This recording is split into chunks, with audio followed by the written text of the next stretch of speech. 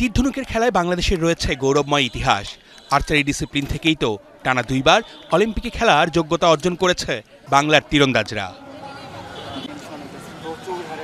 এসো দেশ বদলাই, পৃথিবী বদলাই স্লোগানে দেশব্যাপী চলছে তারুণ্যের উৎসব।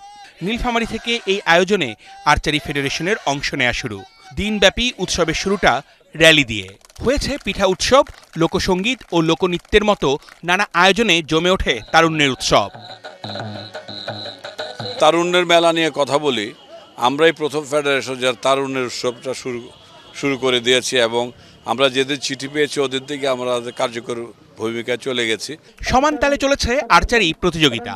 নীলফামারী সদর সহ 6টি উপজেলার তীরন্দাজরা প্রতিযোগিতায় অংশ নেয়। সবাইকে টেক্কা দিয়ে ছেলেদের বিভাগে কাশেম আলী আর মেয়েদের বিভাগে শিগৃতা রানী স্বর্ণ জিতে নেয়। নীলফামারী থেকেই বিউটি রায়, দিয়া সিদ্দিকী, পুষ্পিতা জামান সহ বিশ্বমানের আর্চার উঠে এসেছে। এখানেই সাউথ এশিয়ার সবথেকে বড় আর্চারি একাডেমি করার পরিকল্পনা চলছে। এটা সাউথ এশিয়ার মধ্যে সর্ববৃহৎ একাডেমি, আর্চারি একাডেমি করার চিন্তাভাবনা আছে।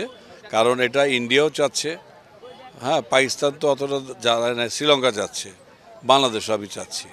কাজেই যদি আমাকে ডিসি মহোদয় বলছে যে আমি আজকে থেকে শুরু করব জায়গা খোঁজার, উনি যদি খোঁজা দেন, আমরা তখন ক্রীড়া মন্ত্রণালয়কে বলবো যে মাঠটা বরাদ্দ দেন, বাকি ইনফ্রাস্ট্রাকচার আমরা করে নিচ্ছি ধীরে ধীরে। তারুণ্যের উৎসবে আর্চারি ফেডারেশন দেশের 7টি ভেন্যুতে প্রতিযোগিতা সহ করছে নানা আয়োজন। অর্ণব বাপি, ৭১।